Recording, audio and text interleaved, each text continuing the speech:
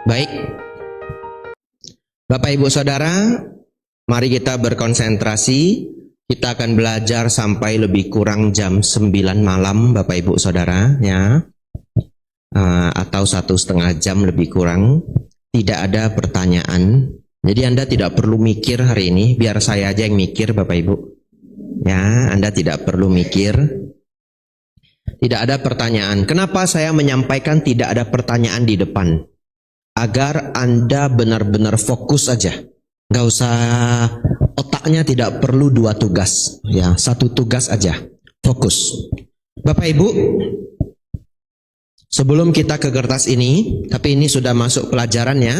Ini kita masuk ke pelajaran. Bapak Ibu Saudara, sadarkah saudara-saudari, kapan umat Buddha disebut umat Buddha?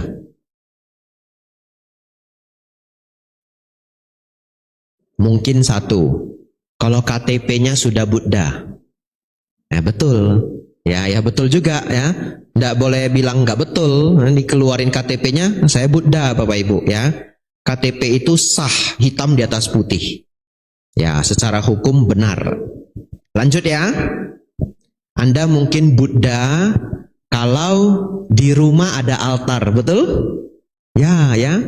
Ada satu daerah Bapak Ibu, pedalaman tempatnya. Para biku kalau mau ke sana harus jalan kaki 16 jam. Ya, dari Makassar 16 jam. Nama daerahnya Yamatitam. Saat ini daerah itu menjadi pemeluk Buddhis.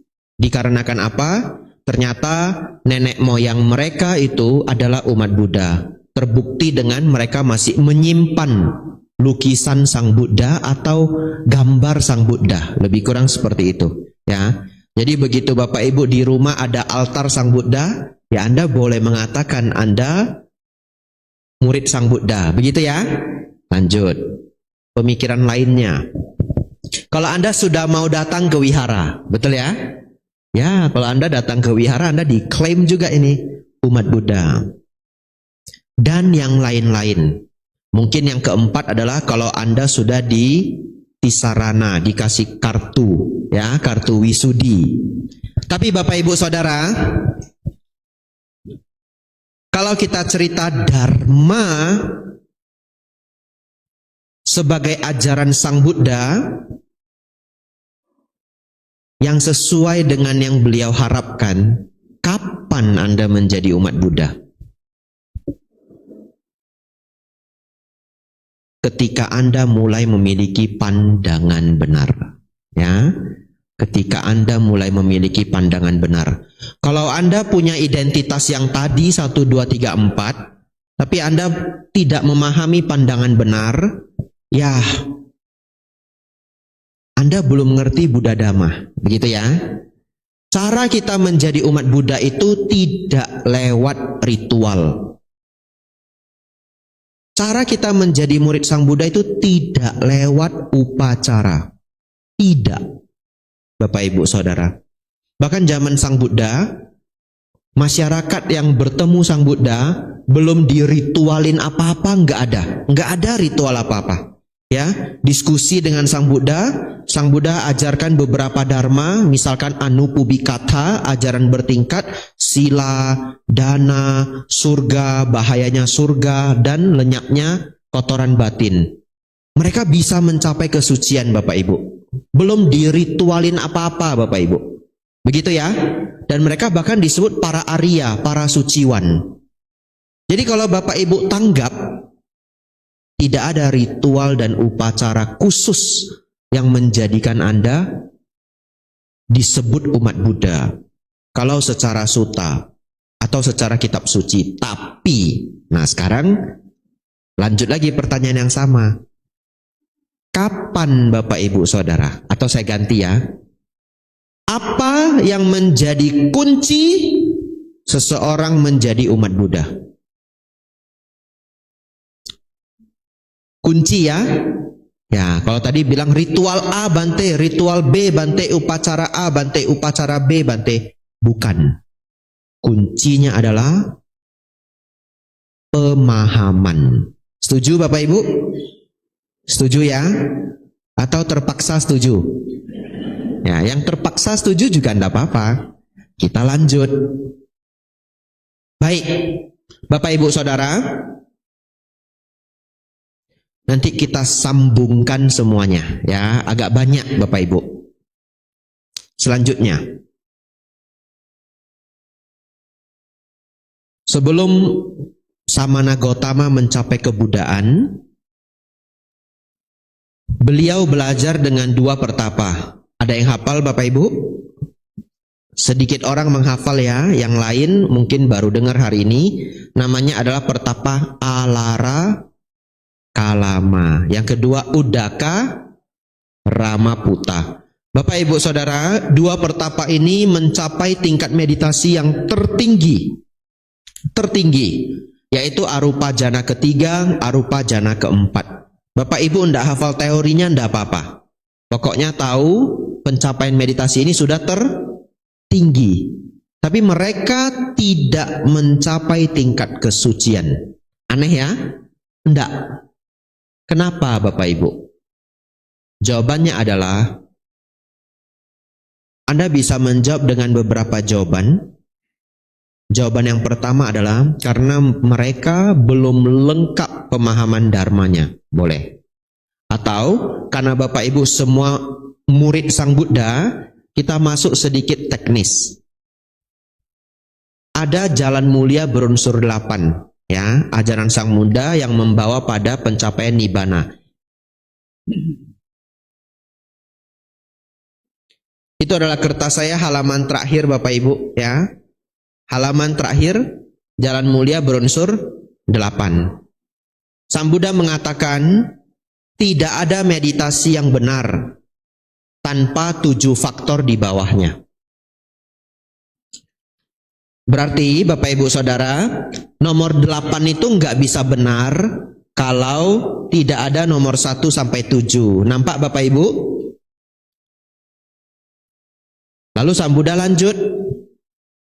Dan di antara ke-8 ini, yang perlu hadir dulu adalah nomor 1, pandangan benar. Ya, pandangan benar Bapak Ibu hadir dulu, yang lainnya akan mengikuti Bapak Ibu. Ya, dengan pandangan benar muncul, secara alamiah pikiran benar akan muncul. Dengan pikiran benar muncul, secara alamiah ucapan benar akan muncul. Perbuatan benar akan muncul. Mungkin nomor 2, 3, 4 itu paling logis bagi Anda. Maksudnya apa? Setuju enggak? Kalau pikirannya benar ya ucapannya benar. Setuju? Setuju ya? Karena apa yang kita ucapkan itu kan apa yang kita pikirkan. Nah, kalau pikiran dan ucapan sudah benar, perbuatan mengikuti. Setuju Bapak Ibu? Ya, dan apa yang menjadi fondasi pikiran? Pandangan. Ya. Anda boleh masih ngerti 50% pandangan enggak apa-apa. Nanti kita masuk ke pandangan, ya. Bapak Ibu Saudara, kalau pikiran benar, ucapan benar, perbuatan benar, wajar enggak cari nafkahnya benar? Wajar sekali ya. Itulah dapat yang nomor 5. Ya, jadi Bapak Ibu Saudara, nomor 1 sampai 8 fondasinya adalah nomor 1. Bante tahu dari mana? Yang rajin silakan catat. MN spasi 117. MN spasi 117. Apa itu Bante? Majjhima Nikaya 117. Maha Catarisaka Sutta. Nanti yang rajin pulang rumah baca sendiri. Begitu ya. Baik. Kembali ke halaman pertama Bapak Ibu.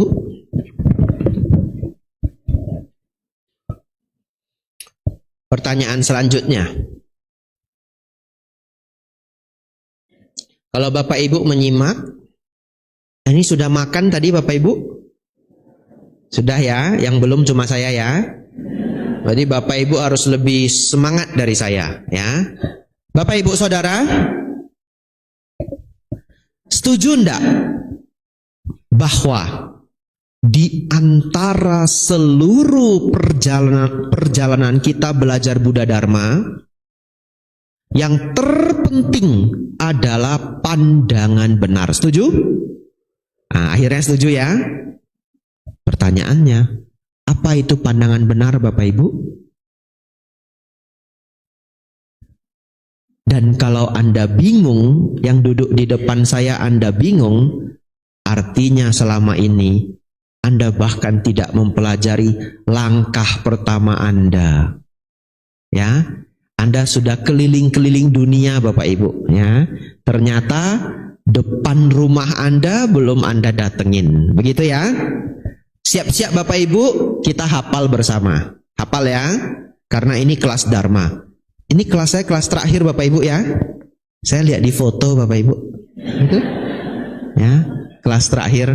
Nah, setelah ini habis kelasnya. Ya, jadi Bapak Ibu banyak menghafal hari ini sampai tanggal 11 ya. Tahun depan ujian Bapak Ibu. Nah, mau ujian lagi habis harinya. Saya pulang Bapak Ibu ya. Ya, ujiannya tahun depan. Mari kita hafal Bapak Ibu bersama. Yang disebut pandangan benar adalah satu, boleh dicatat ya, memahami baik dan buruk. Memahami baik dan buruk.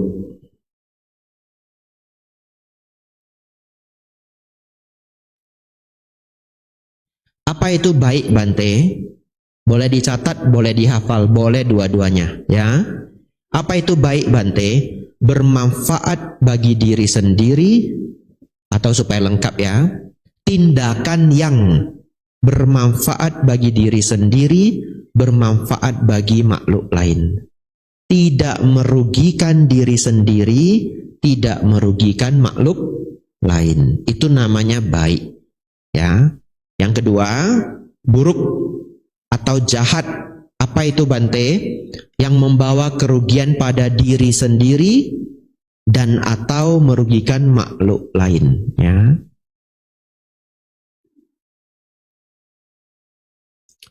Bapak Ibu Saudara, oleh karena itu tidak ada alasan mengatakan, Bante, baik itu kan relatif. Ya, baik bagi saya kan belum tentu baik bagi dia. Ya, secara dharma Bapak Ibu, Sang Buddha sudah memberikan penjelasan terbaik. Anda tidak bisa, kita bawa kemanapun ini namanya baik. Ya, jadi universal. Universal artinya apa? Mau dibawa kemana aja baik. Ya, contoh, bermanfaat bagi diri sendiri, bermanfaat bagi makhluk lain. Setiap kita mau berucap Bapak Ibu, kita pikirkan ini bermanfaat nggak bagi saya? Bermanfaat nggak bagi orang lain? Merugikan diri saya enggak? Merugikan orang lain enggak? Kalau setiap kali kita mau berucap Bapak Ibu, kita pikirkan 4 syarat ini, mau dibawa kemana aja baik. Setuju Bapak Ibu? Setuju ya?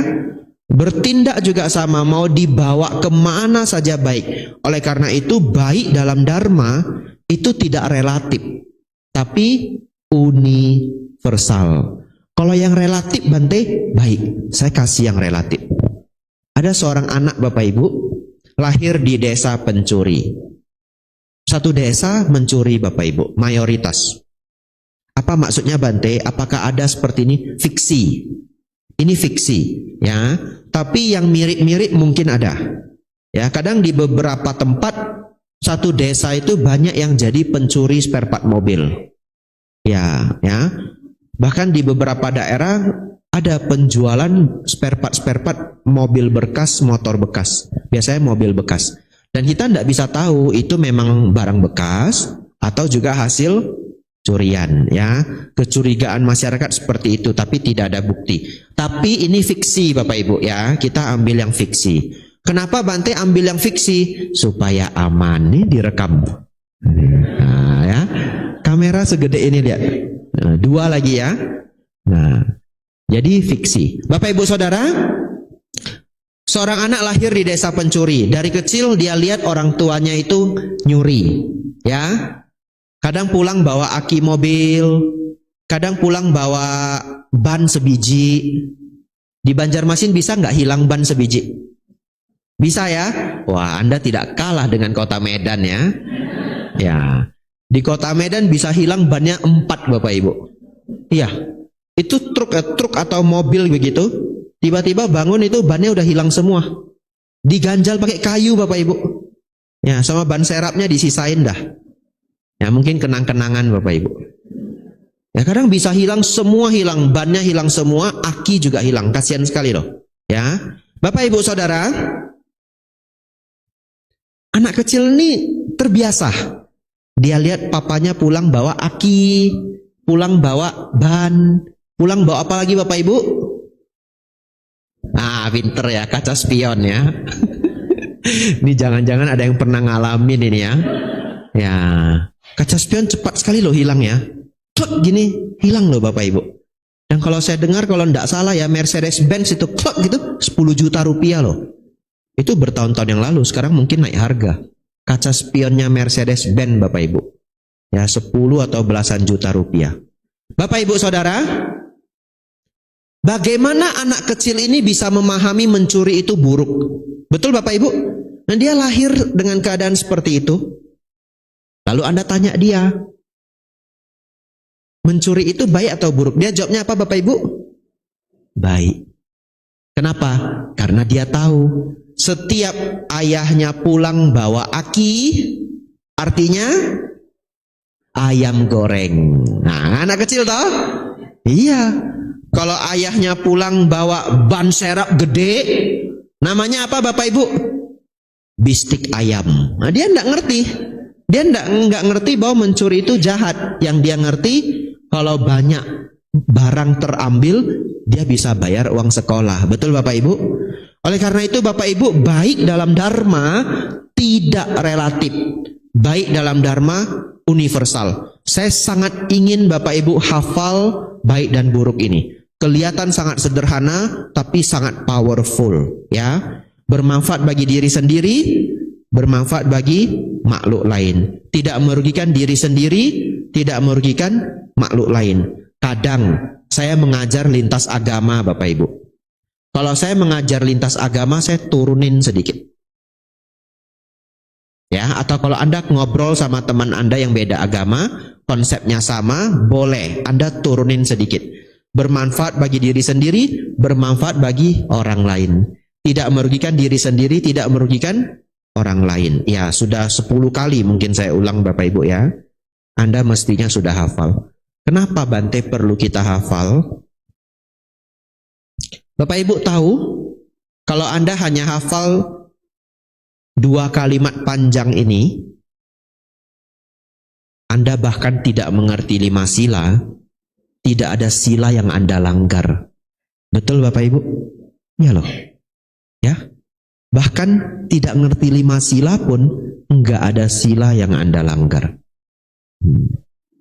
Oleh karena itu saya jadi sadar Bapak Ibu, kalimat leluhur-leluhur kita itu sudah benar. Kita yang tidak memahaminya secara luas. Para leluhur kita mengatakan apa? Yang penting jadi orang baik. Iya loh. Yang penting jadi orang baik. Dan ternyata satu kalimat itu, yang penting jadi orang baik, 5 sila lengkap semua. Ya.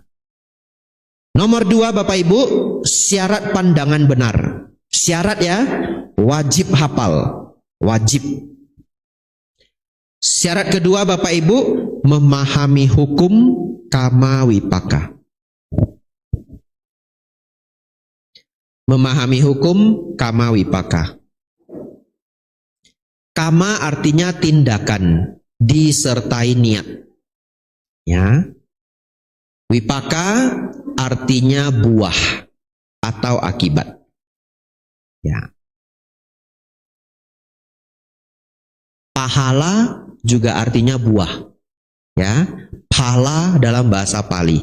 Bahasa Indonesia jadi pahala. Jadi kita pakai Bapak Ibu. Itu dibantu anak itu, kasihan, berpahala. Betul Bapak Ibu? Berpahala itu apa? Dapat buah. Buah kebajikan, ya. Bapak Ibu Saudara, mari kita hafal bersama. Apa itu Bante hukum kama wipaka? Berbuat baik, berbuah kebahagiaan.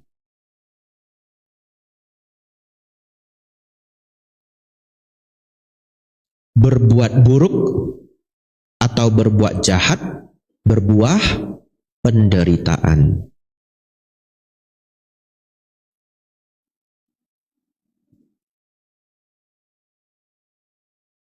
Saya ulangi Bapak Ibu, Berbuat baik berbuah kebahagiaan.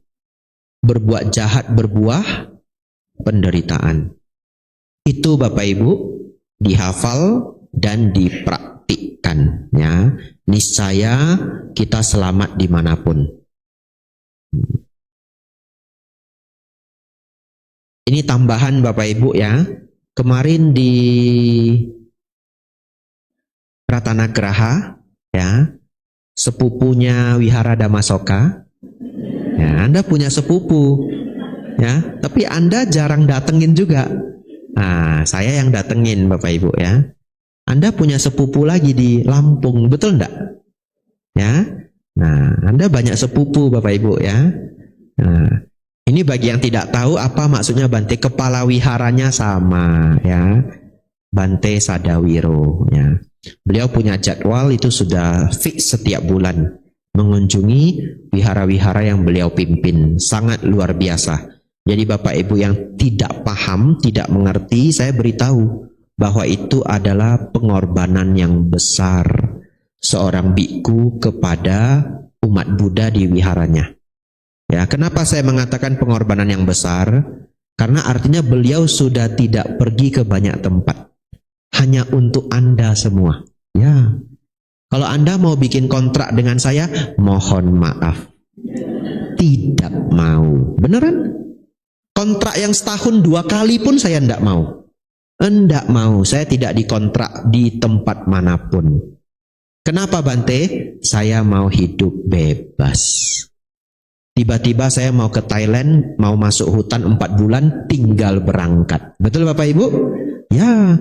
Tiba-tiba ada undangan berwasa di tempat yang jauh, berapa bulan bisa Bante? Mau berapa bulan? Nah, enak ya? Saya tidak ada kontraknya, tapi Bapak Ibu berbahagialah Bapak Ibu semua, karena kepala wihara begitu peduli dengan saudara-saudari semua. Itu fix jadwal beliau, mungkin sampai akhir hayat Bapak Ibu. Ya, dan terus terang itu sangat tidak gampang bagi seorang biku. Mungkin baru hari ini Anda sadar. Ya, dan itu fix bukan hanya di sini, semua sepupu-sepupu Anda juga. Ya, artinya semua kegiatan di luar itu sudah sulit sekali beliau ambil, ya, karena sepanjang tahun habis jadwalnya. Kok saya jadi curhat ya? Bapak Ibu Saudara, baik. Akhir-akhir ini saya mendapatkan inspirasi. Dan ini saya ingin ingatkan Bapak Ibu semua, ya, sangat baik.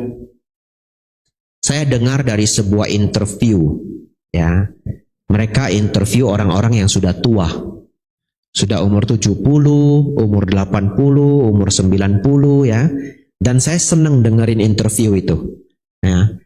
Kalau tidak salah nama channelnya Sprout, kalau nggak salah. Tapi Anda cari sendiri yang bisa bahasa Inggris, ya. Mereka cari orang sudah umur 105 di interview, ya. Dan unik sekali, itu bisa membuka pikiran Anda. Tahu enggak? Acek, enggak boleh Acek ya, Akong. Akong yang umurnya sudah 105, tahu enggak dia kasih pesan apa? Dia kasih pesan begini. Dulu waktu saya berumur 55, saya pikir hidup saya tinggal sebentar. Ya, tapi ternyata saya hidup sampai 105. Jadi saya baru tahu ketika saya umur 55, hidup saya baru dimulai. Ya, dia bilang begitu ya. Hidup saya baru dimulai. Artinya apa? Masih sangat panjang. Jadi Bapak Ibu di umur berapapun, apalagi yang 40 ke atas, Anda jangan berpikir Anda sudah mau pensiun. Jangan. Anggap aja Anda pensiunnya umur 105. Ya, jadi setiap pagi itu sangat semangat, masih banyak hal bisa dikerjakan, dan itu membuat hidup menjadi sangat luar biasa. Saya belum 55 Bapak Ibu, gocap juga belum, masih 30-an. Tapi begitu saya dengar, konsep ini bagus sekali, ya, sangat luar biasa bagus. Orang lain di umur 50 mungkin udah lemas gitu ya, udahlah nggak usah kerjain lah, udahlah kasih anak aja, udahlah saya di rumah aja. Tapi begitu, siapa tahu Anda hidup sampai 105. Betul ya? Anda mau diisi dengan apa itu 55 tahun yang kosong begitu? Ya. Nanti kalau Anda sudah meninggal, lahir jadi dewa, diinterview sama temannya. Bro, ya kan dewa kan umur 16 tahun toh. Dia panggil bro gitu. Bro, kamu meninggal umur berapa? 110. Panjang umur kamu ya. Pensiun umur berapa? 55. Nah itu. Jadi sisanya kamu ngapain? Duduk aja, nonton YouTube katanya. Ya. Bapak Ibu Saudara, ini salah satu inspirasi kecil saya dapat dari seorang akong umur 105. Saudara-saudari, ada satu lagi, ya, akong juga, tapi umurnya sekitar 70. Dia diinterview, dia kasih banyak sekali nasihat, ya. Tapi ada satu nasihat yang saya suka banget, nggak pernah kepikiran. Dia mengatakan apa? Jangan lakukan apa yang Anda tidak ingin orang lain lakukan kepada diri Anda. Itu klasik. Itu klasik. Itu terkenal Bapak Ibu. Ya, kata-kata kalimat itu terkenal. Jangan lakukan apa yang tidak ingin orang lain lakukan kepada dirimu. Saya ulangi. Jangan lakukan apa yang kita tidak ingin orang lain lakukan kepada kita. Tapi akong ini nambahin.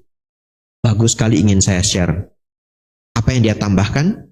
Jangan lakukan apa yang Anda tidak ingin orang lain lakukan kepadamu dan anak perempuanmu. Dia sebut daughter. Ya, itu hanya peribahasa aja. Mau daughter, mau son-nya. Anak laki-laki boleh, anak perempuan boleh. Tapi kan di rumah kita siapa yang paling lemah Bapak Ibu? Anak perempuan. Itu sudah paling lemah. Jadi kalau Bapak Ibu galak, ini real story ya. Karena saya ketemu juga orang galak. Anda jangan berpikir Anda hebat banget ya. Anda harus sayang sama orang yang paling lemah di rumah Anda. Ya. Jadi ketika kita mau galakin orang di jalan, terutama kalau senggolan mobil Bapak Ibu ya. Ingat ya, ini saya kasih nasihat beneran Bapak Ibu ya. Mau ikut syukur, enggak mau ikut bohwat ya. Ya, Bapak Ibu senggolan motor, senggolan mobil di jalanan, tolong jangan pakai emosi. Tolong. Kenapa? Karena Anda tidak tahu Anda ngadapin siapa. Betul ya? Itu random banget Bapak Ibu. Saya tidak takut Bante. Siapa yang saya takut? Gubernur aja saya kenal.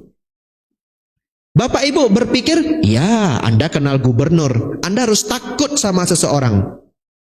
Orang apa Bapak Ibu? Orang depresi berat. Gubernur pun sudah tidak bisa nolong Anda Bapak Ibu.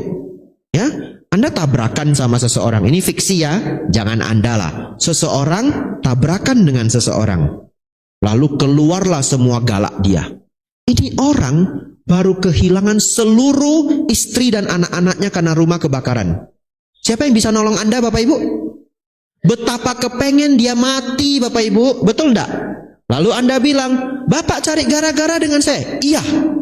Oh nanti mati Anda. Sudah kepengen dia bilang gitu. Bingung Anda kan? Bingung Anda Bapak Ibu? Ya? Nah, jadi Bapak Ibu saudara-saudari, kalau Anda di jalan, tolong jangan pakai emosi. Kalau orangnya yang salah, omongkan baik-baik, minta ganti rugi. Omongkan baik-baik, ya. Ada jalur hukum, ada jalur kekeluargaan, ada jalur damai. Silahkan Anda gunakan yang terbaik. Saudara-saudari, itu juga salah satu pengingat kita akan hukum kamah. Apa yang kita lakukan bisa balik ke kita. Kita ingat nasihat akong itu, lalu kita maju. Bapak Ibu Saudara, jangan lakukan apa yang kita tidak ingin orang lain lakukan kepadaku dan anak perempuanku. Peribahasa, saya tidak punya anak. Ya, lanjut Bapak Ibu. Baik Bapak Ibu Saudara, pandangan benar itu syaratnya 3. 1. Memahami baik dan buruk. 2. Memahami hukum kamawipaka. Dan 3. Memahami 4 kebenaran mulia.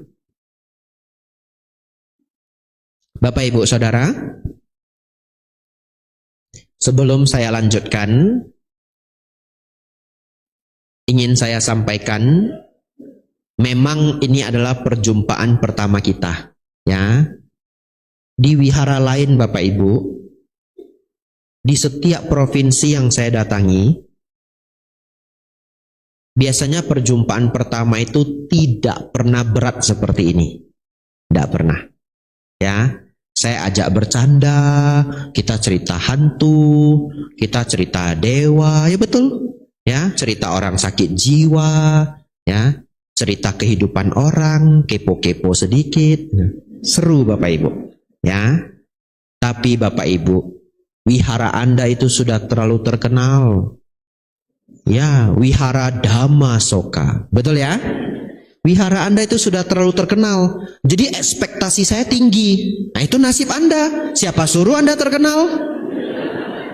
Ya, ekspektasi saya tinggi sekali. Jadi begitu saya tiba, saya berpikir, ini kita langsung masuk modul ini, ya. Langsung masuk modul. Oleh karena itu Bapak Ibu Saudara, kalau Anda ada yang sudah mulai 30% ngantuk, Anda harus semangat. Ya, itu tanggung jawab atas nama besar Anda. Ini saya bertaruh ini ya. Ya, saya juga mikir, ini mau masuk ceramah bercanda-bercanda atau serius ini ya. Tapi Dhammasoka bisa lah ya. Anda kenal loh di medsos. Dulu ini wihara punya channel yang paling booming ketika COVID, betul enggak? Betul ya? Nah, jadi Anda sudah terkenal, rasain keterkenalannya ya.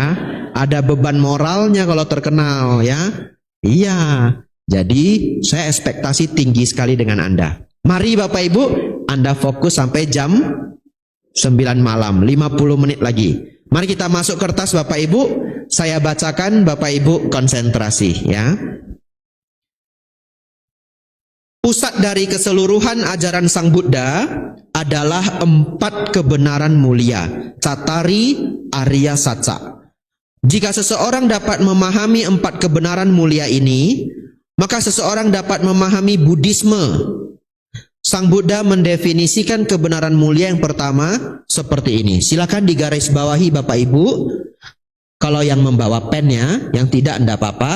Jika seseorang dapat memahami 4 kebenaran mulia ini, maka seseorang dapat memahami Buddhisme. Sepenting itulah ajaran ini Bapak Ibu ya. Oleh karena itu Bapak Ibu Saudara, daripada Bapak Ibu masuk ke 10 pelajaran lain tapi belum dapat basicnya, sayang. Mending Anda ambil basic ini, lalu nanti Anda bisa belajar yang lainnya. Nomor 1 Bapak Ibu, kebenaran mulia yang pertama.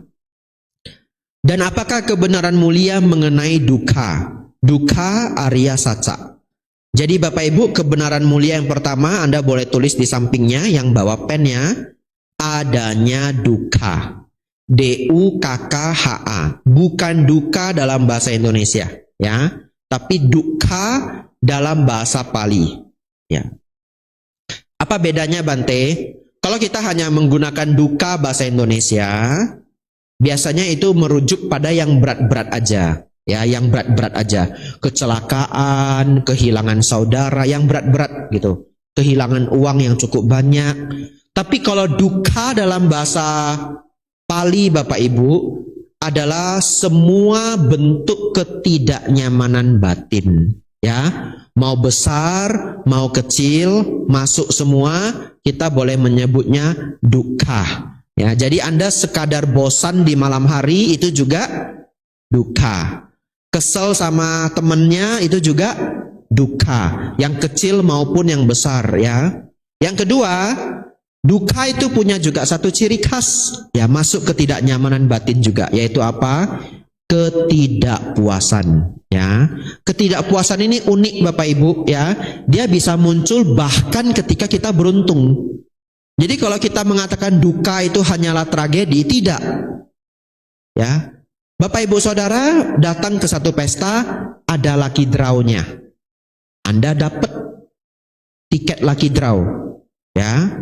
Tiba-tiba Anda menang Bapak Ibu. Juara 1, dikasih kotak, pulang Bapak Ibu. Ya. Ternyata dibuka Bapak Ibu, dapatnya apa? Blender. Nah, Hadiah utamanya blender Bapak Ibu ya. Ya. Blender atau blender? Blender ya. Orang Medan Bapak Ibu. Blender. Ya. Di Medan tidak ada komputer Bapak Ibu, yang ada komputer. Iya, ini bener ini. Ya, ini jadi nggak ada blender itu nggak ada. Yang ada apa Bapak Ibu? Blender ya. Gawat ini Medan saya keluar ya. Ya. Bapak Ibu saudara-saudari, secara logika dapat hadiah itu seneng apa enggak? Seneng toh. Tapi kok sedih? Tidak puas ya. Karena udah seberuntung itu, dia bungkusnya gede lagi Bapak Ibu. Isinya blender. Nah, blender ya. Latihan dulu Bapak Ibu ya. Biar agak modern kita Bapak Ibu ya. Blender gitu. Bapak Ibu Saudara, dapatnya blender. Nah, di Wihara Wat Bowon, dulu saya tinggal di sana 3 tahun 7 bulan. Menarik sekali loh Bapak Ibu ya. Setahun kita dapat 2 kali lucky draw. Lucu ya? Nggak ada di Indonesia. Lucu, karena bikunya banyak. Bikunya ada 150 kadang kalau masa wasa. Ya, kalau tidak masa wasa 120. Ya, tapi sebagian itu biku sementara. Ya, nanti 3 bulan atau 2 minggu mereka mengembalikan latihan. Tapi ketika masa COVID tidak ada biku pabaja, tidak ada. Ya, saya jadi dapat angka sebenarnya para bante di Wihara Wat Bowon. Ternyata biku tetapnya 80. Ya, Bapak Ibu Saudara, setahun 2 kali kita dapat lucky draw. Kalau nggak salah bahasa Thai namanya cap calak. Ya, cap calak. Itu bahasa Thainya. Nggak apa-apa, nggak usah dihafal Bapak Ibu. Ya, biar saya aja ya. Bapak Ibu Saudara, satu ketika Waisak. Ya, yang kedua keluar wasa. Hadiah untuk keluar wasa. Hadiahnya itu beneran setiap orang dapat. Nah, itu lucunya. Semua bante dapat hadiah. Lucu ya? Ya. Jadi Bapak Ibu Saudara, selesai doa keluar wasa, kita ritual upacara keluar wasa. Nah, semua ambil nomor. Beneran. Lalu kadangkala mereka udah males bagiin nomor. Udah males bagiin nomor, jadi bagaimana? Ambil. Silakan ambil aja. Ya, kenapa? Karena kan bikunya 100, katakanlah 150. Ya. Bante yang tua itu sudah nggak kepengen ambil. Karena keserakahannya sudah sangat berkurang ya. Yang pengen ngambil siapa? Biku pabaja, betul ya? Karena mereka baru jadi biku sebulan 2 bulan, seru gitu. Mereka mau ngambil dulu. Kalau saya tahun pertama pengen ngambil juga. Ya, belum pernah ngerasain toh. Anda tahu enggak? Lucunya Bapak Ibu, kita semua kena prank Bapak Ibu. Ini kan kado dibungkus-bungkusin gede banyak itu di depan Uposatha. Banyak. Sekarang Anda bayangkan Anda jadi pabajita barunya itu, trainer barunya itu. Begitu ya, trainee baru latihan. Anda mau ngambil yang sekecil ini atau segede speaker itu Bapak Ibu? Ambil yang mana coba? Yang gede. Semua bante-bante baru itu ambil yang gede-gede pulang. Saya juga. Iya, tahun pertama saya masuk Wat Bowon, saya masih 1 wasa Bapak Ibu. Jadi masih biku baru juga. Sekarang saya 8 wasa. Baru 1 wasa. Wah, cari. Lalu saya punya pemikiran, cari yang kertas kadonya bagus. Ya, pengharapannya seimbang dengan isinya ya. Nah, bante-bante yang tua mereka ngobrol, seru Bapak Ibu. Aulei, ambil. Nah, leak lei, pilih kata bante gitu ya. Yang tua semua nunggu gitu. Kita lihat, targetin gitu. Ambil. Saya ambil Bapak Ibu, gede. Ya, pulanglah. Setelah pulang, kita punya grup orang Thai pakai Line Bapak Ibu, nggak pakai WhatsApp. Ya, orang Thai pakai Line. Ada grup namanya Nawaka Bhikkhu. Ini bahasa Thai, Nawaka Bhikkhu. Bhikkhu Nawaka. Apa itu Bhikkhu Nawaka Bapak Ibu? Di bawah 5 wasa. Ya, kalau sudah 5 wasa ke atas namanya Majima. 10 wasa Tera. 20 wasa Mahatera, ya. 100 wasa Mendiang, ya. Oh iya dong, ya toh. Kan jadi biku minimal umur 20. Kalau bisa 100 wasa umur sudah 120. Ya, kalau 100 wasa mendiang sudah, ya. Bapak Ibu Saudara, jadi pulanglah kita. Wah, itu line group itu rame, semua pada pamer hadiahnya, betul? Saya bukalah dengan penuh kebanggaan dan kebahagiaan. Wah, ini dapat yang gede. Begitu saya buka, kipas angin, Bapak Ibu. Ngapain saya ambil kipas angin? Di Thailand itu wihara paling banyak itu kipas angin. Umat kalau ulang tahun Bapak Ibu, dananya kipas angin. Itu di gudang stok kipas angin kita mungkin ada 7 Bapak Ibu. Iya, beneran. Saya dapat sesuatu yang ya kayak nggak dapat apa-apa. Ada teman saya Bapak Ibu, dia kuliah di Inggris. Ya beneran, kuliah di Inggris. Jadi anak orang punya Bapak Ibu ya. Nah, dia nggak mau ambil yang besar, dia kasih temennya. Dia ambil yang sekecil ini Bapak Ibu. Pulangnya, Bapak Ibu tahu dapat apa? Dapat kayak pot kecil begitu, yang warnanya itu ada bagus sekali. Di Thai namanya guci pancawarna. Sangat indah. Itu kalau beli bisa 12 juta. Ini yang kecil ini, ya.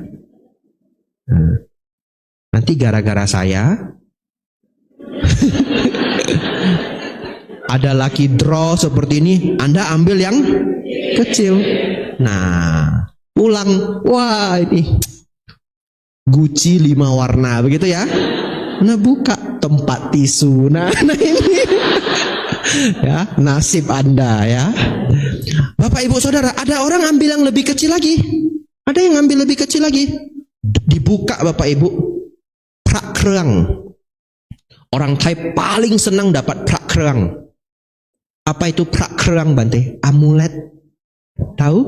Amulet-amulet Buddha itu, tapi yang bagus, yang sangat bagus, ya. Dan itu tidak ada harganya. Maksudnya apa tidak? Tidak bisa dihargain.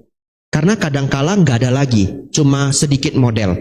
Dan dapat langsung dari Bante senior. Ya, kalau di Thailand, prak kerang itu kayak keris Bapak Ibu, sangat dihargai dan ada pelelangannya. Ya, bahkan pernah ada prak kerang itu yang terjual sampai kalau dirupiahkan sekitar 32 miliar. Ya, ini kisah nyata. Ya, jadi Anda yang pernah ke Thailand, pernah sekolah di Thailand pasti langsung tahu maksud saya. Orang Thai senang sekali. Beberapa dipakai di sini, betul ya? Beberapa dikotain. Namanya prak kerang. Di sini kita sebut amulet. Ada yang dapat prak kerang bagus-bagus dan orang Thai sangat senang. Mereka koleksi. Lanjut Bapak Ibu Saudara ya. Baik. Jadi kita sudah menjelaskan duka. Duka dalam bahasa Pali itu penderitaan dan ketidakpuasan. Penderitaan dan ketidakpuasan ya. Tetapi lebih luas daripada itu lagi. Mari kita baca dengan lengkap seluas apa. Dan apakah kebenaran mulia mengenai duka? Duka Arya Saca. Kelahiran adalah penderitaan. Menua adalah penderitaan. Kesakitan adalah penderitaan. Kematian adalah penderitaan. Kesedihan adalah penderitaan. Ratap tangis adalah penderitaan. Rasa sakit, duka cita, dan keputusasaan adalah penderitaan. Berpisah dengan yang dicintai adalah penderitaan. Berkumpul dengan yang tidak disukai adalah penderitaan. Sang Buddha merujuk pada penderitaan fisik dan penderitaan batin ya. Kalau Bapak Ibu ada yang berpikir, Bante kenapa kelahiran itu penderitaan ya, sedangkan kita bahagia kalau ada anggota keluarga yang baru lahir ya, Anda bahkan rayain gitu. Kenapa? Baik, ada dua hal yang bisa Anda lihat. Yang pertama, ketika anak bayi itu lahir, nangis atau tertawa Bapak Ibu? Nangis ya, bahkan dia lahir aja dia sudah nggak nyaman Bapak Ibu ya. Kalau nggak nangis diapain Bapak Ibu? dipukul sampai nangis. Ya, ini adik-adik yang baru tahu terkejut ini ya. Mungkin beberapa adik-adik, ngapain dipukul? Mah, dulu saya bayi, mama mukul saya. Nah, dia jadi gitu, sudah curigaan. Dipukul supaya apa Bapak Ibu? Paru-parunya aktif ya. Ya, dipukul supaya paru-parunya aktif ya. Jadi dia nangis, paru-parunya ngembang ya. Hiduplah dia. Kalau dia lahir tidak nangis, berarti paru-parunya belum aktif ya. Bapak Ibu Saudara, yang kedua, begitu kita lahir, kita punya badan, dan badan ini berat. Badan ini ada penderitaannya ya. Minimal pernah sakit perut. Nah, itulah resiko punya badan ya. Minimal pernah sakit perut. Tapi kalau sakit gigi belum tentu. Ya, saya sudah survei di banyak provinsi. Setiap saya tanya, siapa yang belum pernah sakit gigi? Selalu ada yang 2 orang, 3 orang ya di setiap provinsi. Anda pasti ada yang baru tahu, ada manusia yang belum pernah sakit gigi. Ya, mungkin ada beberapa orang baru dengar konsep ini ya. Dan Anda berpikir ini mitos. Kita coba di Banjarmasin ya. Bapak Ibu Saudara, bantu saya ya. Siapa yang seumur hidup belum pernah sakit gigi? 3 orang, 4 orang, 5 ya. Iya, luar biasa. Karma baik Anda sungguh besar Bapak Ibu ya. Anda tidak tahu sakitnya sakit gigi ya. Itu lebih sakit dari sakit hati Bapak Ibu. Bener loh itu, betul ya. Orang yang pernah sakit gigi parah itu ngerti. Aduh, sakitnya itu sampai jantung hati Bapak Ibu ya. Saya waktu kecil sering sakit gigi karena saya suka makan snack. Ya, jadi itu menjadi trauma Bapak Ibu Saudara. Ada 5 orang ini tidak pernah sakit gigi. Wah, ini calon dewa ini ya. Kebajikannya besar sekali ya. Bagi yang tidak pernah sakit gigi tadi, pertahankan prestasinya ya. Banyak berbuat kebajikan. Anda dulu pasti tidak melanggar sila Anda. Iya. Teman Anda mancing, ayo mancing, ikannya besar-besar. Enggak, kamu aja. Kenapa? Nanti saya sakit gigi. Nah, saya bertekad di kehidupan yang akan datang, saya tidak akan sakit gigi ya. Selamat. 5 orang Bapak Ibu ya. Bapak Ibu Saudara, tapi begitu kita lahir, kita punya badan minimal sakit perut. Kalau sakit perut nggak usah ditanya. Semua pernah. Ya, kita lanjut Bapak Ibu Saudara. Sang Buddha merujuk pada penderitaan fisik dan penderitaan batin. Penderitaan fisik, sakit karena penyakit, umur tua, kelelahan dan sebagainya. Penderitaan psikis atau batin, yaitu segala penderitaan mental. Takut, bosan, khawatir, duka cita, kesepian, dan keadaan psikologis negatif lainnya. Menjalani kehidupan adalah mengalami penderitaan dalam taraf yang banyak ataupun sedikit. Sang Buddha tidak menyangkal akan keberadaan kesenangan dan kebahagiaan. Bapak Ibu Saudara, bagi yang bawa pen, silakan diberi tanda kalimat ini ya. Mau dilingkari boleh, mau dikasih bintang ya boleh. Ingat Bapak Ibu Saudara, Sang Buddha tidak pernah menyangkal keberadaan kebahagiaan. Jadi umat Buddha tolong ya, jangan berpikir sebagai umat Buddha tidak boleh berbahagia.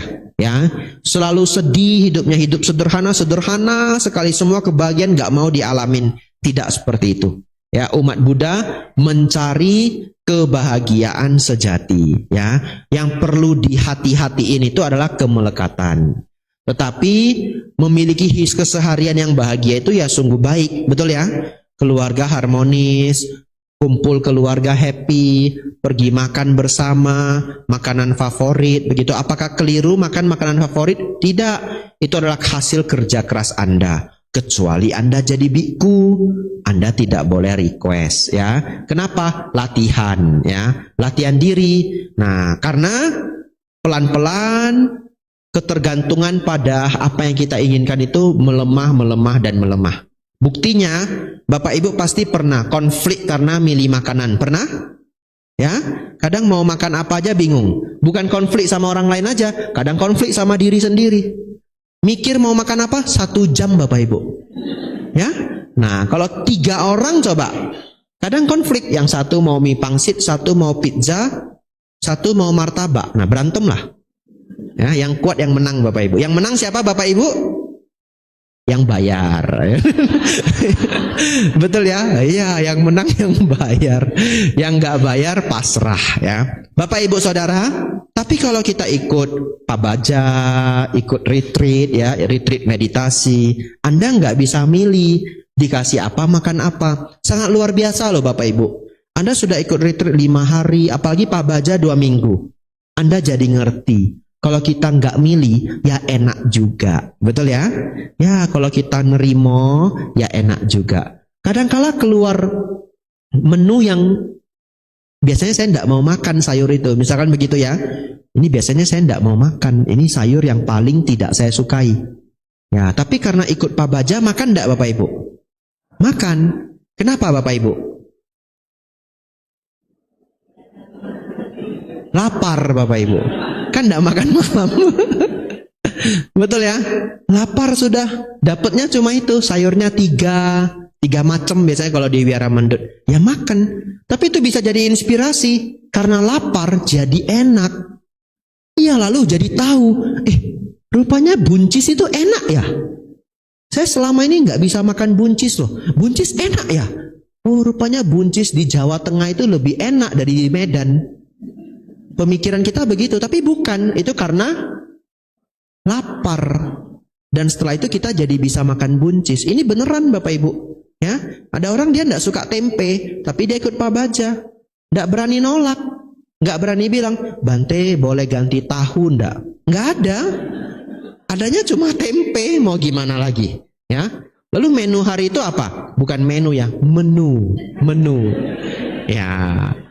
Menunya apa? Sup, tempe, kerupuk. Udah. Nggak mau makan tempenya. Nggak ada protein. Betul ya? Ya udah. Tempe, sup, kerupuk. Makan juga. Rupanya tempe enak juga loh. Nah, jadi inspirasi baru. Bapak Ibu, itulah latihan yang mengurangi ketergantungan kita pada apa yang kita sukai. Lanjut Bapak Ibu Saudara. Saya tinggal setengah jam Bapak Ibu ya, mungkin 40 menit. Dan 4 kebenaran mulia ini harus dipelajari berpasangan. Ya, harus dipelajari berpasangan supaya paham bulat. Jadi kita harus belajar kebenaran 1 dan 2 pasangan. Besok kita belajar 3 dan 4 ya. Jadi kita agak buru-buru agar saya masuk ke nomor 2. Sang Buddha hanya berusaha membawa perhatian kita pada fakta yang jelas bahwa penderitaan adalah bagian dari kehidupan kita seutuhnya. Ya, kendati pun manusia pada umumnya telah berusaha untuk menghindari penderitaan dan mendapatkan kebahagiaan, namun masih jarang yang merasa telah menemukan kepuasan dan kebahagiaan internal dari dalam diri. Sang Buddha adalah dokter yang penuh cinta kasih yang telah menunjukkan kepada seluruh umat manusia bagaimana cara untuk mengatasi penderitaan, rasa sakit, kematian, dan kelahiran ulang, dan bagaimana mencapai kebahagiaan nibbana. Dari sini kita dapat melihat bahwa ajaran Sang Buddha sangat berdasarkan kebenaran, satsa. Penderitaan yang dijelaskan oleh Sang Buddha bukanlah kepercayaan semata, bukan hal yang dipaksa agar kita percaya, namun benar-benar adalah kebenaran yang telah kita semua jalani selama ini.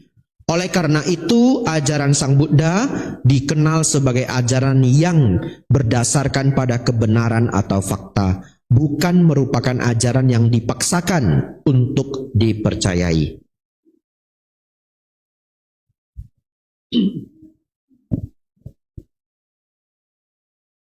Bapak Ibu, mari kita lanjut ke nomor 2. Kebenaran mulia yang kedua.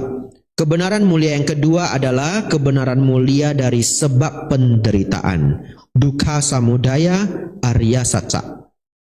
Sang Buddha memberitahukan kepada kita bahwa semua penderitaan yang kita alami secara langsung ataupun tidak langsung disebabkan oleh nafsu keinginan atau ketagihan, tanha, dan ketidaktahuan. Bapak Ibu Saudara, di tabel ya, di tabel hijau itu Bapak Ibu Enggak tahu di tempat Bapak Ibu ada warna apa enggak. Tempat saya ada warnanya ya.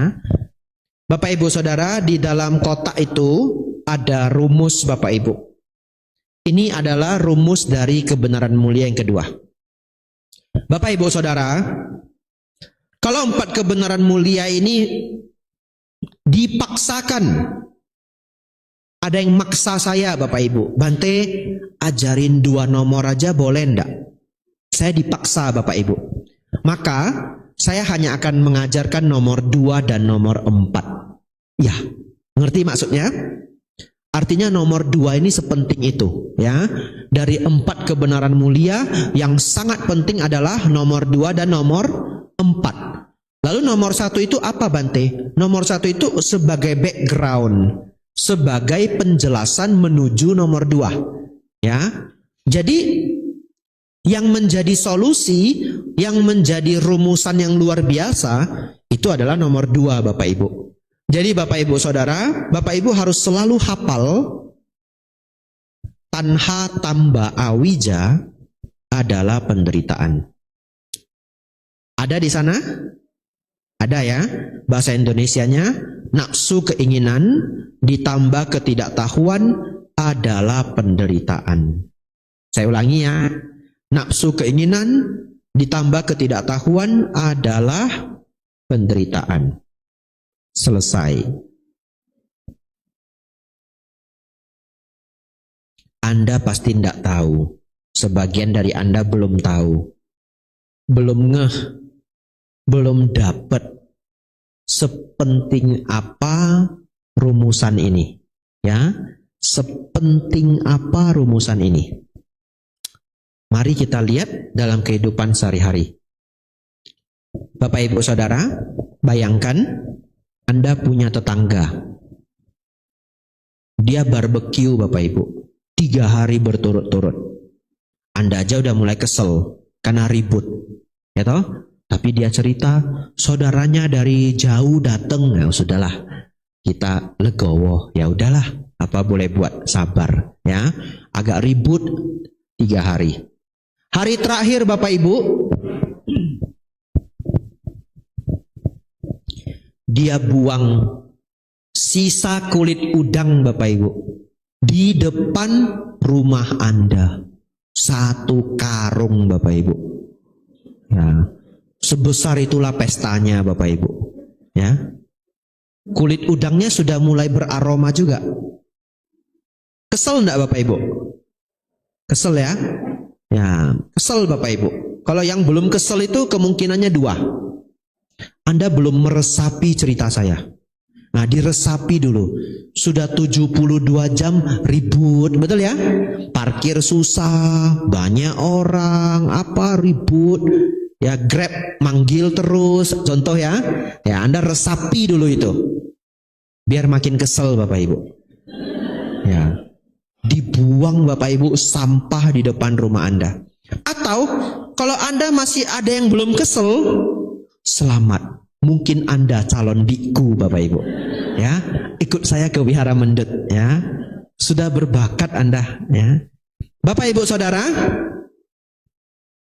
kesel? Nah, lupa sama rumusnya toh? Yang membuat Anda menderita siapa? Tetangga Bante. Itu tetangga Bante. Aneh Bante. Tidak punya perasaan. Tidak punya hati nurani Bante. Kalau bahasa palinya tidak ada meta karuna. 3 hari saya sabar Bante. Dibuang Bante sampahnya depan rumah saya. Saya jadi budaknya Bante gitu ya. Apalagi kalau saya kompor gas Bapak Ibu. Tahu kompor gas ya, saya tambahin. Iya Bapak itu direndahkan. Wah tambah itu. Ya, itu musawadah itu Bapak Ibu. Ngadu domba, betul ya? Enggak boleh begitu, itu jahat itu. Wah kalau di luar negeri sudah ditangkap dia itu. Iya makanya Bante. Nah, gitu. Tak tambah-tambahin lagi. Tapi sesungguhnya secara dharma, siapa yang membuat kita marah Bapak Ibu? Diri sendiri. Penyebabnya apa? Tanha dan awija. Ini kata Bante Utamo, bagus sekali. Sesungguhnya semua yang di luar itu netral. Ya. Dan yang membuat makna, yang meresponnya menjadi marah, menjadi kesel, gelisah adalah diri sendiri. Semua yang di luar itu netral. Saya kasih bukti. Kalau kita masih umur 10 tahun Bapak Ibu, diejek temen, marah enggak? Umumnya marah ya. Gendut. Nah misalkan saya gendut ya. Ya saya berkorban lah demi Anda Bapak Ibu ya. Pasrahlah saya sudah ya. Nggak mungkin saya ambil Anda jadi contohnya, kan nggak mungkin ya. Tapi dulu saya kurus Bapak Ibu. Beneran. Ya, Anda nggak percaya. Keluarkan slide-nya. After before ya. Ya, saya waktu kecil dipanggil ayam kampung Bapak Ibu. Beneran, caike bahasa Hokkiennya. Dipanggil ayam kampung saking kurusnya. Setiap keluar, caike, mau kemana? Iya bener. Lalu balas dendam saya Bapak Ibu. Nah, gemuk saya. Kelas 5 SD saya tiba-tiba gemuk, tidak pernah kurus lagi. Nyesal juga saya ya. Mending saya ayam kampung, enggak apa-apa ya.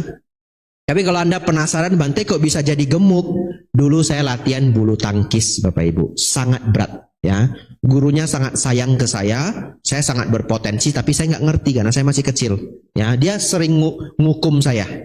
Setiap terlambat lari tambah 10 kali. Padahal karena dia menganggap saya sangat potensial, ingin jadiin saya jadi atlet. Tapi kita masih kecil kan nggak ngerti ya. Akhirnya terlalu berat latihan saya dibanding teman-teman saya yang seumur. Kelas 5 SD saya putuskan saya nggak mau latihan lagi. Ya, orang tua marah Bapak Ibu ya, kesel gitu. Ya, tapi ya udah, anaknya nggak mau, gimana lagi? Bengkaklah saya Bapak Ibu. Ya, karena latihan dari guru saya itu dulu berat sekali. Ya, seminggu entah 3 kali atau 4 kali. Saudara-saudari, waktu kita umur 10 tahun kita diejek gendut misalkan ya, atau apalah ya, tinggi misalkan begitu. Marah enggak Bapak Ibu? Bisa marah ya. Anak kecil umur 10 tahun bisa marah. Kalau sekarang Anda diejek kayak dulu kecil, marah enggak? Ya biasa aja ya, kalau marah ya lucu. Betul ya? Ya, diejek, terlambat. Kan gitu ya kalau kita kecil ya. Dulu kita marah. Terlambat, kamu terlambat gitu. Ya, kita dulu marah. Kenapa sekarang nggak marah? Anda tiba-tiba masuk lalu ada orang itu di samping, terlambat apa, bingung ya. Ini kenapa orang ini? Ini sekilo kurang 3 ons ini. Ya, ini sekilo kurang 2 ons ini. Terlambat. Nah, itu membuktikan Bapak Ibu, sebenarnya yang di luar itu adalah netral. Kitanya yang memaknainya. Kenapa umur 10 tahun kita marah? Kenapa sekarang kita tidak marah? Karena sudah dewasa. Semakin dewasa semakin bijaksana. Jadi Bapak Ibu Saudara, semakin Anda bijaksana, Anda semakin jarang merespon negatif. Ya, masih ada, Anda tingkatkan lagi kebijaksanaan. Oleh karena itu Bapak Ibu Saudara, pasti sangat sulit. Pasti sangat sulit. Kalau ikut Dhamma Class gampang. Ya. Kalau ikut Dhamma Class gampang. Pokoknya seminggu dari sekarang Anda tidak marah Bapak Ibu. Ya, bulan depan kumat Bapak Ibu. Iya, betul. Ini kena SPD setiap hari itu enggak marah. Ya. Suaminya aja bingung, kamu kok jadi baik gitu. Ya, atau istrinya bingung, ya papa kok jadi beda gitu. Iya, masa SPD kan begitu ya. Iya, bulan depan kumat Bapak Ibu. Bapak Ibu Saudara, bisa enggak? Kira-kira bisa enggak umumnya orang seperti ini? Umat Buddha lah kita ambil contohnya. 3 hari sudah tersiksa, ribut, rame ya, kena asap ya. Wah, pokoknya tersiksa lah 72 jam. Begitu pagi happy bangun, akhirnya pestanya usai, dikasih sampah Bapak Ibu. Segunung. Ya, padahal tempat dia ada, enggak, digeser semua ke tempat kita. Bapak Ibu Saudara, bisakah Bapak Ibu langsung mengatakan tanha dan awija? Bisa? Kalau bisa ya 2 jempol Bapak Ibu. Ya, pasti lupa. Betul ya? Nggak mungkin lah. Ya kalau minggu depan mungkin. Ya, 3 bulan lagi nggak mungkin. Begitu buka sampah daun dari sebelah dikasih sampah apa? Ini gimana ini tetangga? Tapi barangkali ada ya di Banjarmasinnya. Begitu daun berserakan, Tanha dan Awija. Anda nggak marah sedikit pun. Anda keluarkan sapu, Anda nyapu. Ini luar biasa. Besoknya dikasih lagi Tanha dan Awija. Coba 7 hari Bapak Ibu. Ngamuk juga Bapak Ibu ya. Wah, 2 hari bisa Bapak Ibu lewat ya. Tapi Bapak Ibu Saudara, Sang Buddha mengingatkan kita semua. Sesungguhnya yang membuat kita marah adalah diri sendiri. Sesungguhnya ketika keinginan terlalu banyak sampai menjadi sangat gelisah, yang buat adalah diri sendiri. Ketika Anda angkuh, sombong, egonya tinggi sekali, ya, salah dipanggil saja pangkatnya, ya, salah dipanggil saja statusnya, Anda marah luar biasa. Sesungguhnya ego itu siapa yang bikin Bapak Ibu? Diri sendiri. Itulah pencerahan yang kita dapatkan malam hari ini Bapak Ibu ya. Sesungguhnya semua penderitaan kita yang buat adalah nafsu keinginan dan kebodohan ya. Cuma di sini disebut ketidaktahuan. Kita yang bodoh sendiri kok Bapak Ibu ya. Kita yang bodoh sendiri.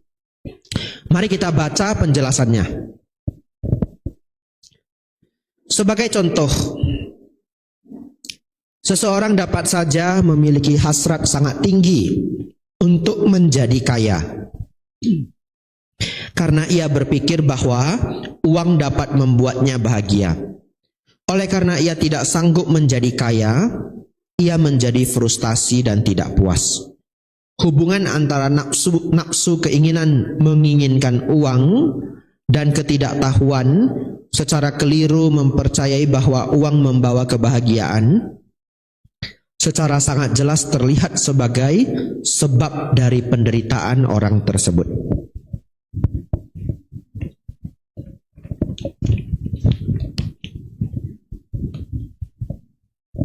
Ini aktor Bapak Ibu ya, sangat terkenal, aktor Hollywood, terkenal sedunia, namanya Jim Carrey Bapak Ibu ya. Dia pernah mengatakan begini, saya pikir setiap orang harus menjadi kaya dan terkenal dan melakukan segala sesuatu yang mereka impikan, sehingga mereka dapat melihat bahwa itu bukanlah jawabannya.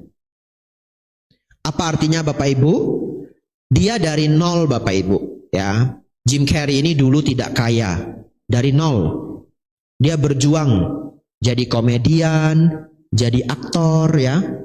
Saking kepengen kaya Bapak Ibu, dia pernah ambil cek kosong, dia tulis sendiri nama dia tulis sendiri 10 juta dolar ya, buat impian Bapak Ibu ya, buat impian. Taruh di dompet dia. Bapak Ibu Saudara, ini testimoni dari dia sendiri Bapak Ibu. Ternyata ketika dia sudah punya semuanya, duit dia sudah puluhan juta dolar mungkin, ya, karena dia tembus akhirnya yang ada di dompetnya, 10 juta dolar dia tembus Bapak Ibu ya, dan itu sudah lama sekali. Kalau 10 juta dolar hari ini aja sudah hampir 170 miliar, betul enggak? Ya, enggak tahu dolar hari ini berapa Bapak Ibu ya. Ya, 170 miliar lebih kurang, sebanyak itu. Itu uang dulu lagi. Bapak Ibu Saudara, dia terkenal, sukses, uang banyak, tapi dia jadi sadar. Ternyata dia juga tidak setiap detiknya, tidak setiap menitnya bahagia. Ngerti? Ya. Padahal dulu dia berpikir kalau saya sudah seperti itu, maka betapa bahagianya saya. Kenapa Bapak Ibu Saudara? Karena satu, semua kesenangan duniawi itu membiasa. Itu yang pertama. Membiasa. Yang kedua, tidak terpuaskan. Ya. Jadi Bapak Ibu tidak usah jauh-jauh. Contoh yang simpel saja.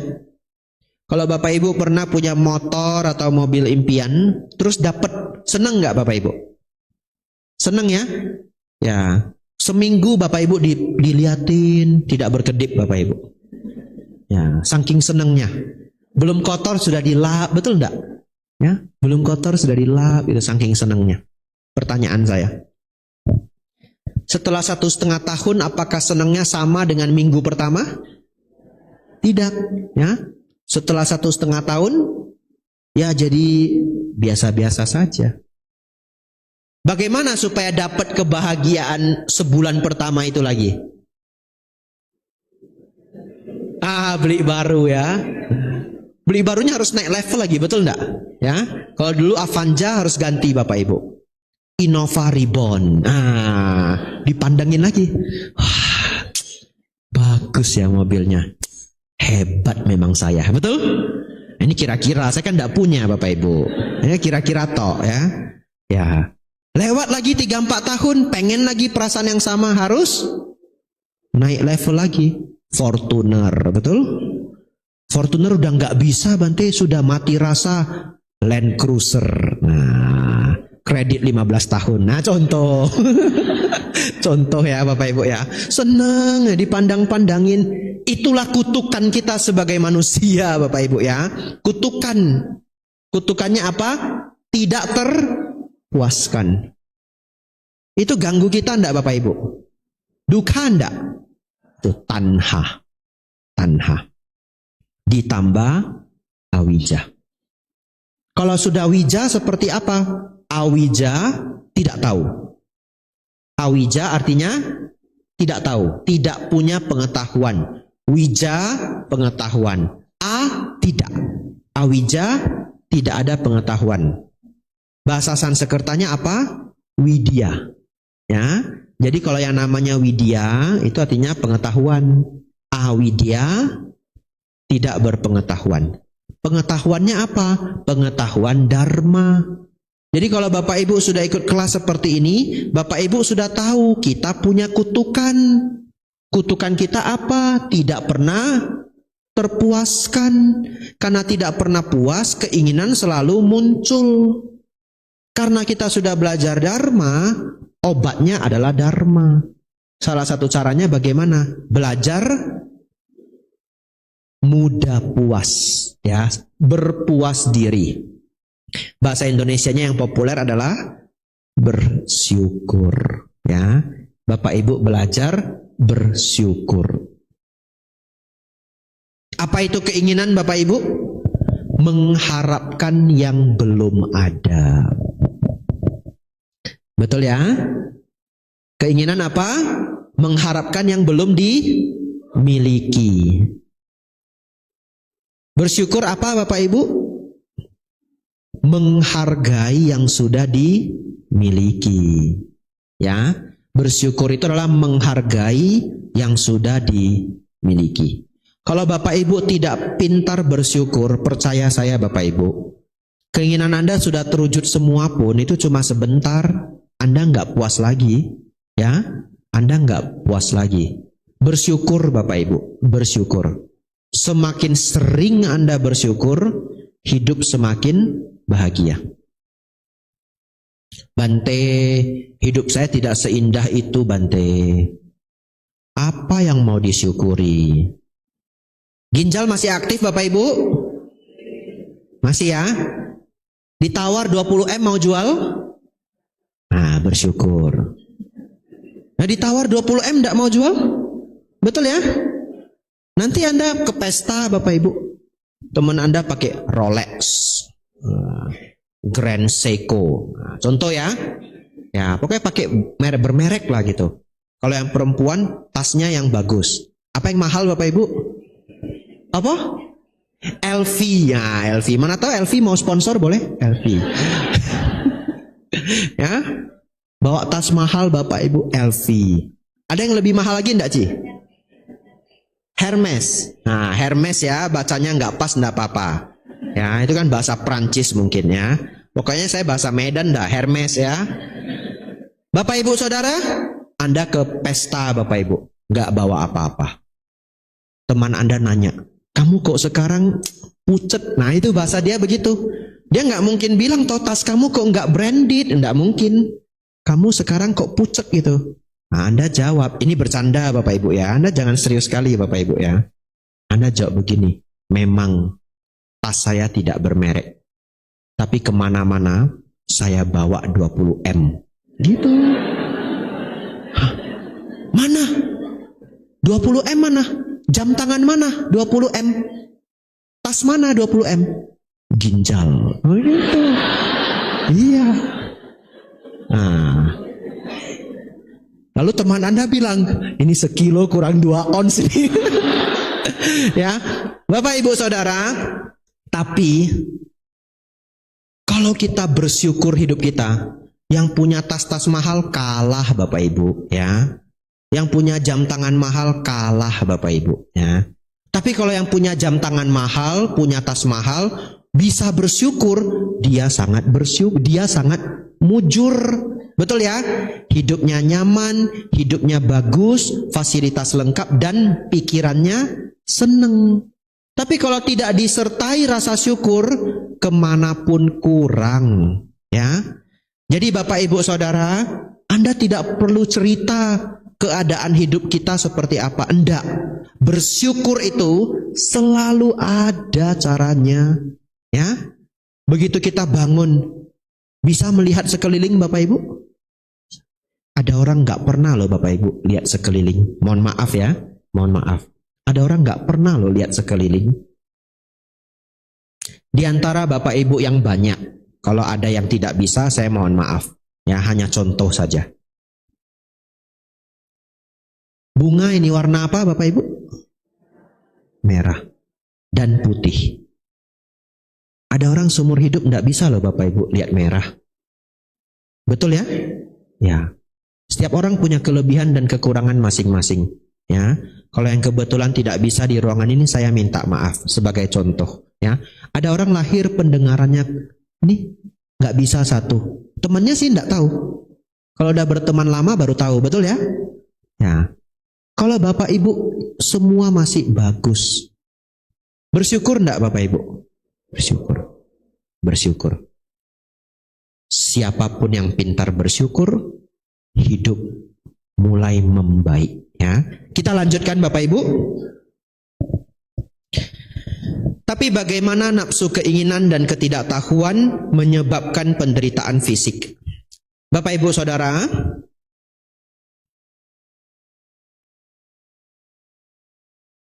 untuk paragraf ini Anda boleh kasih bintang, ya. Saya bacakan aja, tapi untuk beberapa orang itu dibaca sekali tidak bisa ngerti, ya. Anda pulang, Anda baca lagi, ya. Tapi saya tetap bacakan. Bagaimana nafsu keinginan dan ketidaktahuan menyebabkan penderitaan fisik?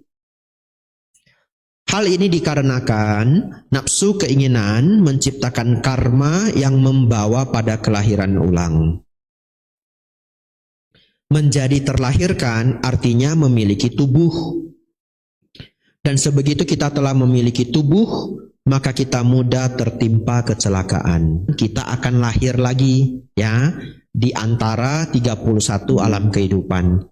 Kalau sudah lahir, terutama di alam-alam yang kasar, kita lahir di alam yang kasar, maka kita pasti ada penderitaannya, ya. Minimal apa Bante? Lapar. Minimal apa? Haus. Minimal apa? Sakit karena sesak buang air, ya. Sesak buang air kecil, sesak buang air besar, itu udah minimal sekali. Betul ya? Kita sudah jaga sebaik mungkin, kadangkala kita terperangkap tidak bisa buang air kecil, ya. Anda kalau ikut Damayatra, sudah ya Damayatra saya dengan grup Banjarmasin ya. Ya, ini untuk yang lain ya, dan ini direkam juga. Saudara-saudari kalau kelak ikut Damayatra ke India, ingat ya, sebelum masuk tol, Anda buang air kecil dulu. Ya, jangan sok-sokan. Kenapa Bante? Di India masuk tol itu sudah nggak ada toiletnya. Ya. Jauh Bapak Ibu toiletnya, ada kadang ada rest areal tapi jauh. Dan sebenarnya bukan karena jauh saja. Di India itu tolnya cuma boleh kecepatan 80 km per jam, itu maksimal. Jadi supirnya jaga di 75. Anda stres Bapak Ibu, Anda sudah sesak, Anda bilang sama Pak supir, dia santai aja. No toilet, no toilet. Lalu Anda stres sendiri, kenapa? Kecepatannya sama. Anda stres toh? Kalau nggak dikasih tahu, Anda mikir, sudah tahu saya sesak, balap kenapa? Nggak bisa balap Bapak Ibu, kandas udah 75 km per jam, dia udah nggak berani naik. Nah, kita datang lagi 2 kali, datang lagi 3 kali, jawabannya sama. No toilet, no toilet. Tapi dia nggak mau balap, ya. Jadi Bapak Ibu Saudara, kalau nanti ke India entah kapan, begitu tahu mau masuk tol, kurangin minum. Cepat-cepat ke toilet, ya. Semoga Anda semua cepat-cepat berdamaiyatrah, ya. Sadu, sadu, sadu, ya. Lanjut Bapak Ibu Saudara. Jika nafsu keinginan adalah penyebab penderitaan, apakah kita tidak boleh berjuang untuk hal apapun? Ini bagus Bapak Ibu ya, ini pertanyaan sejuta umat. Di sini Sang Buddha membedakan antara keinginan yang disertai kotoran batin, tanha, dan ketidaktahuan, awija, dengan keinginan yang tidak disertai kotoran batin dan tanpa kebodohan, canda. Jadi intinya Bapak Ibu, sebelum lanjut saya baca, keinginan dalam agama Buddha itu ada 2, ya. Satu yang baik, satu yang buruk. Yang buruk namanya tanha, ya. 10 menit terakhir Bapak Ibu, ya. Yang buruk namanya tanha. Yang baik namanya canda. Yang baik seperti apa Bante? Kita lanjut membaca. Hal-hal seperti keinginan untuk mencapai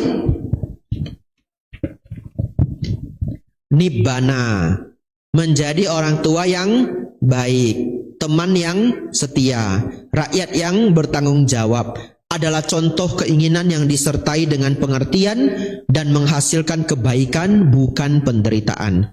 Ketika keinginan-keinginan adalah berdasarkan pengertian dan menghasilkan kebaikan, bukan penderitaan, sebagai sifat yang beretika dan menuju pada tujuan-tujuan yang berharga, keinginan-keinginan demikian adalah untuk dikejar.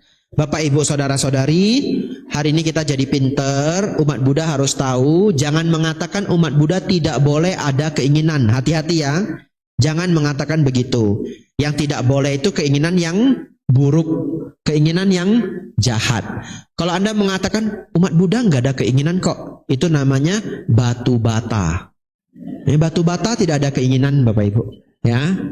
Ya, jadi Bapak Ibu Saudara, umat Buddha ada keinginan, tetapi kita mengusahakan keinginan-keinginan kita yang baik-baik, ya. Saya pernah dulu Bapak Ibu sudah lama, ada yang nanya ke guru. Gurunya siapa Bante? Jangan tahu. Anggap aja guru ya. Gurunya apa jangan tahu. Ditanya. Guru, jadi kalau kita punya keinginan untuk mencapai nibbana itu juga kotoran batin. Karena guru itu ngomong di depan. Semua keinginan itu adalah kotoran batin. Semua keinginan itu buruk. Muncul kemelekatan. Muridnya pinter. Muridnya nanya. Guru, jadi kalau saya berkeinginan untuk mencapai nibbana, itu juga kotoran batin. Gawatnya, gurunya juga menjawab, iya. Ya, itulah sebabnya Bapak Ibu belajar dasar yang bagus itu sangat penting. Harusnya kita mengerti keinginan itu ada 2, yang jahat dan yang baik. Yang jahat namanya tanha, yang baik namanya canda. Bapak Ibu Saudara, jadi jawaban itu keliru ya. Kalau ada yang mengatakan Bante saya punya keinginan jadi biku, berarti saya buruk ya karena ada keinginan. Tidak, itu keinginan yang baik. Ingin jadi samanera Bante, ingin ikut dhamma kelas, ingin anak saya sukses, Bante saya ingin jadi dokter dan sebagainya, luar biasa. Yang tidak boleh apa Bapak Ibu? Terlalu terobsesi, ya. Walaupun keinginan itu baik, kita terlalu terobsesi, kita jatuh ke keserakahan. Kenapa? Karena bisa duka, ya. Terlalu kepengen, tiba-tiba nggak dapat, error Bapak Ibu, ya. Oleh karena itu, nikmati prosesnya, disiplin, ya, punya kebiasaan yang baik. Anda punya keinginan setinggi langit, tidak disertai kedisiplinan, tidak disertai dengan habit kebiasaan yang baik, enggak sampai Bapak Ibu Saudara. Betul ya? Jadi yang paling penting apa? Punya habit yang baik, kebiasaan-kebiasaan yang baik, punya kedisiplinan yang baik. Kerjakan sehari, 2 hari, 3 hari, konsisten ya. Tetap punya keinginan, tetap ya. Tapi bukan keinginan saja yang membara-bara, tapi tidak disiplin, tidak konsisten, itu tidak kemana-mana. Lebih baik Anda pikirkan gimana supaya saya punya habit. Habit itu bahasa Inggris artinya kebiasaan yang baik. Contoh, saya kepengen belajar, contoh Bapak Ibu ya, belajar bahasa Thai dah contohnya. Gimana supaya saya punya habit yang baik Bapak Ibu? Salah satu caranya, setiap pagi, setiap malam sebelum tidur, saya rapiin semua meja belajar saya. Supaya apa? Supaya besok belajarnya semangat. Betul enggak?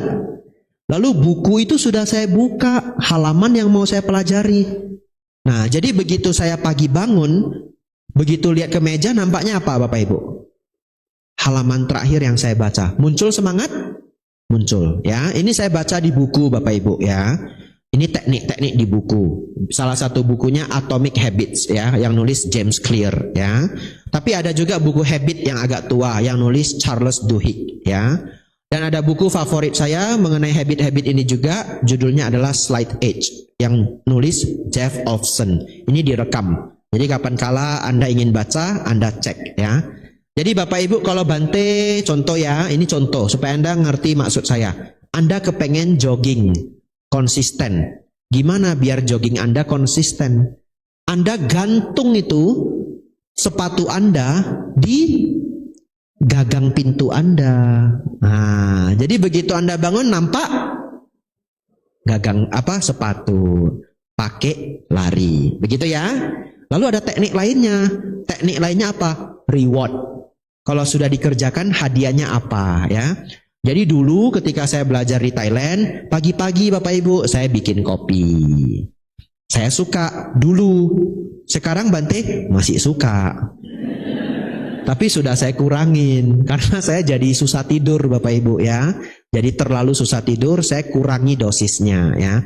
Bapak Ibu Saudara, saya senang kopinya itu, tapi saya bikin trik. Sudah tak buat kopinya wangi, betul ya?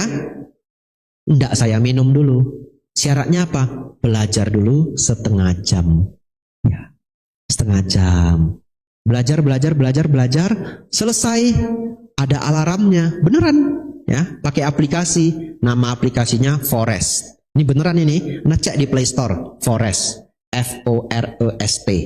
Nah, bisa disetel 30 menit. Nanti dia bunyi, teng. 30 menit. Tercatat Bapak Ibu, kita belajar sehari berapa jam, tercatat.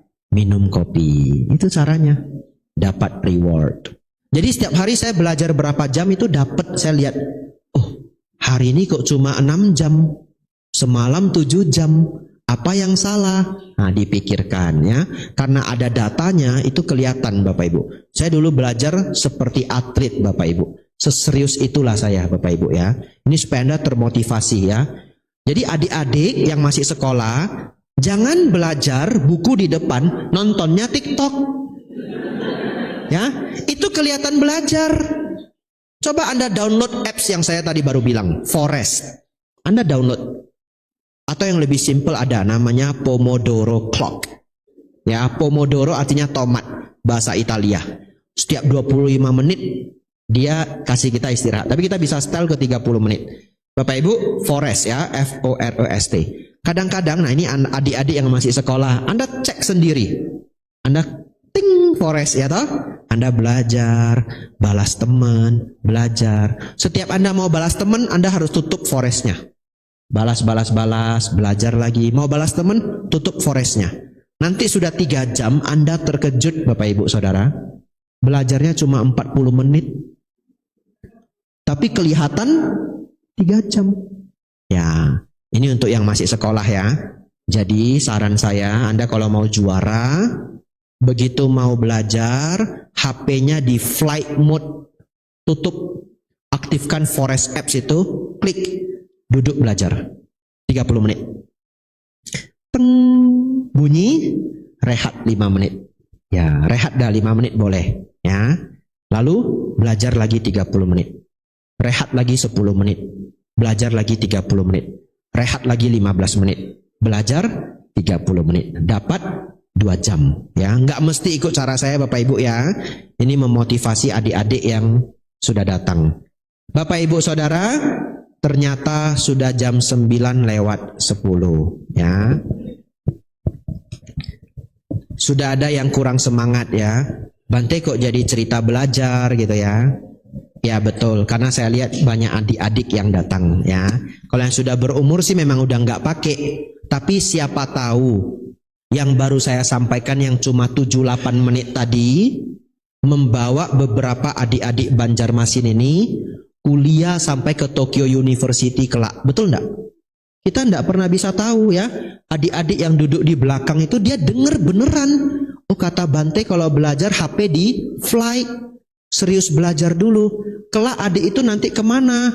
Ke Jerman. Kelak adik itu kemana? Ke Osaka. Ya toh? Kita tidak pernah tahu ya. Ada satu Romo Bapak Ibu Saudara. Saya tidak sebut namanya karena saya tidak permisi. Anaknya sangat luar biasa. S1 Jepang. Beasiswa. S1. Kuliah S1 selesai. Wisuda Bapak Ibu. Orang luar negeri loh. Dipanggil kasih speech di depan. Nilai terbaik dari semua pelulus. Ya.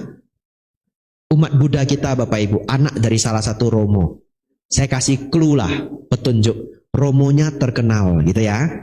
Ya. Yang mana Bante? Cuma bisa ngomong sejauh itu. S1 selesai. Beasiswa. Nilai terbaik. Lanjut S2. S2 kemana Bapak Ibu? Jerman. Ya, beasiswa. Selesai lagi, lulusan yang bagus. Lanjut S3. Kemana? Amerika.